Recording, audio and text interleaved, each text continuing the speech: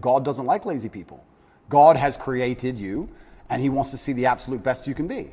I think that if you don't take care of yourself, God has no interest in taking care of you. If you have a Ferrari on the drive and you don't take care of it, who's going to take care of it? Nobody. I think that taking care of yourself and being the best possible version of yourself you can be is how you please God. I think that's one of the best ways to praise him, is to wake up every day and say, I need to be the strongest, smartest, fastest, most fearsome, most stoic, most capable man I can possibly be. This is how I please God. When I say I don't believe in depression, nobody can convince me to believe in depression. That's not a matter of discussing whether depression is real or not. That's a matter of me accepting that my mental model for going through life is more effective if I don't believe I can become a depressed person. Yeah. I don't believe in depression, so I can't be depressed, so that allows me to be more effective. It's not a matter of sitting there going, well, maybe it's true, maybe it isn't. I don't believe in it, so I can't catch it. Why else would you adopt any kind of mindset unless it's designed specifically to make you competitive and make you win? You install the software in your mind, right? So we're all programmed to some degree. I agree with you on this so far. I don't think anybody can escape programming, whether it's society, whether it's a television show, whether it's the people around you, peer pressure, whether it's a religion. We're all programmed to some degree. That's absolutely not really true. What I have done, and what I think most people do not do, is heavily analyze why I hold the beliefs I hold, why they help me. If I don't hold the belief personally, or if I didn't learn it from personal experience, I know where it came from, who tried to teach me that, whether their intentions for me were good or bad. And I've tried very hard to have my mindset rigidly analyzed and make sure that it's put together in a way which benefits me completely and absolutely. And I do not believe in things that take away power from me. Right. I refuse to do that. I would rather say that they are not real. And people will sit here and argue to the end of time that they are real, but they're not real in my world, and I live inside of my mind. So even if you throw me in a Romanian dungeon, the idea that I become a depressed person is not a framework that my mind works within, so I can't become depressed. I can feel a little bit sad, sure, I can feel depressed, but I can't be depressed.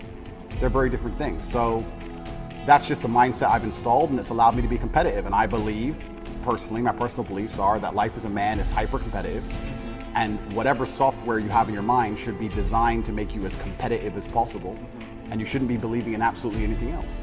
So I've tried very hard to make sure all of my worldviews and all of my experiences and everything is curated and aimed in a direction which is going to allow me to be a fearsome competitor in all realms of human endeavor.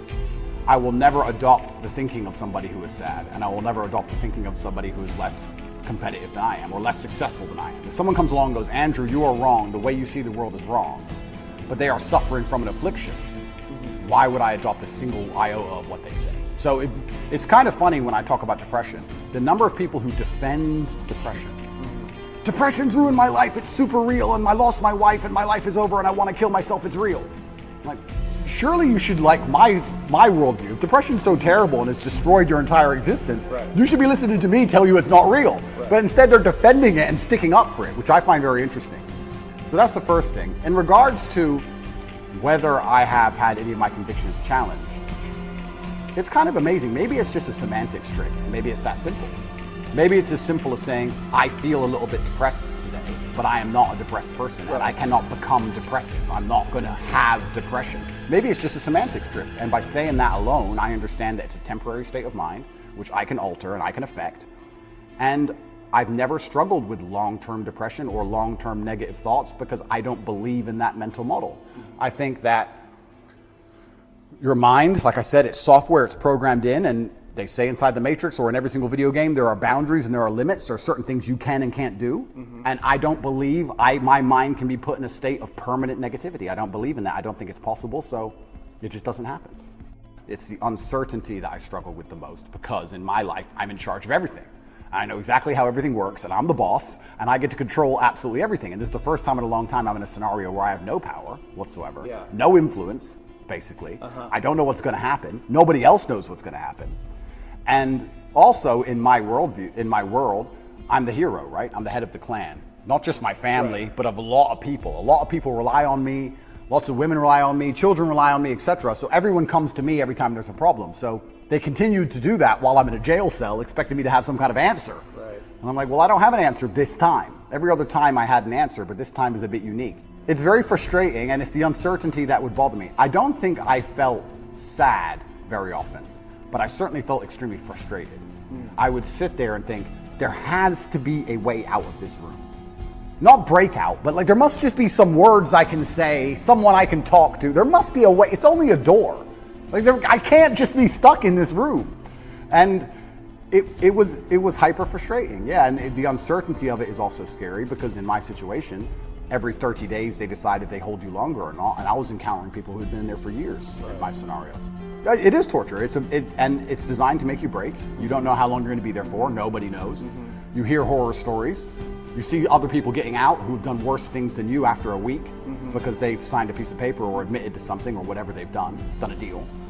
And you're sitting there and yeah, it's hyper frustrating. And I think you have two choices as a man often when bad things happen. I feel like you can maybe get depressed and sad about it, but the other outlet's usually anger or a form of anger.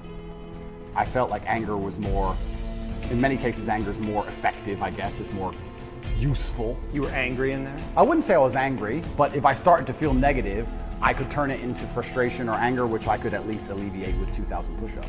Right. It's better than feeling sorry for myself. Right. I feel like if I had to choose one of the two outlets, deciding to use controlled anger was more beneficial than sitting around feeling sorry for myself. I don't ever believe in moping or feeling sad. So when I was at my worst, perhaps I was a little bit angry. But then again, I also think I do that in my normal life. If I'm honest, I don't think anger is a necessarily bad thing. I think that misdirected anger is a bad thing. I think if you get very angry about scenarios and you put it in the correct direction, you get unlimited motivation, you get a lot done. The water behind the dam, it can be destructive, but if it's pushing through the turbine, it powers the town, right? So if I wake up and I go, I want more money, if I can get pissed off enough about it, I can do 36-hour workdays, right? So there's nothing wrong with being angry in my world as long as you are putting it in the correct direction. This uncontrolled anger, I think, is a problem. I'm being as honest as possible. It's strange because I had this instilled sense of duty where even though I'm in a jail cell and I can't leave, and even though I'm cripplingly bored, I don't feel like I had time to feel pain. All the things I had to do still had to be done. Just because they threw me in a cell, it just made it more difficult, which means I have less time than ever because the difficulty's been increased. And when I would get on the phone, we wouldn't discuss how I'm feeling. I'd be worried about how everyone else is. They'd be like, how are you? Yeah, I'm in jail. What's going on with this? Are you okay? Are your bills paid? Are press hassling you? I was worried about fixing everyone else's problems from jail more than I was concerned about myself or my own mental well-being. And if I felt particularly, when I say pain, pain is an awkward one. I don't know if I felt pain because I don't feel sorry for myself, and I've developed this mindset of such absolute accountability that even though what happened to me I believe was unfair, and even though I'm completely innocent, I didn't think, why? I didn't think, why is this happening? I didn't think, why me? I didn't think, oh, this is unfair. Like, none of these things crossed my mind. I was like, this is garbage. However, you can't become the most Googled man in the world without, with every light has a dark, right? Like, let's be realistic about this. Yeah. I'm thrown in a jail cell. Do I belong here? No. But am I here? Yes. I was pretty logical about it. And I was like, okay, I've got a lot of things I need to get done.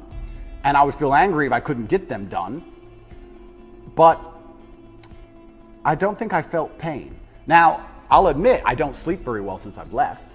If someone were to say to me, Andrew, take this pill and your unresolved fear will vanish, I would say absolutely and utterly not. That's not fun.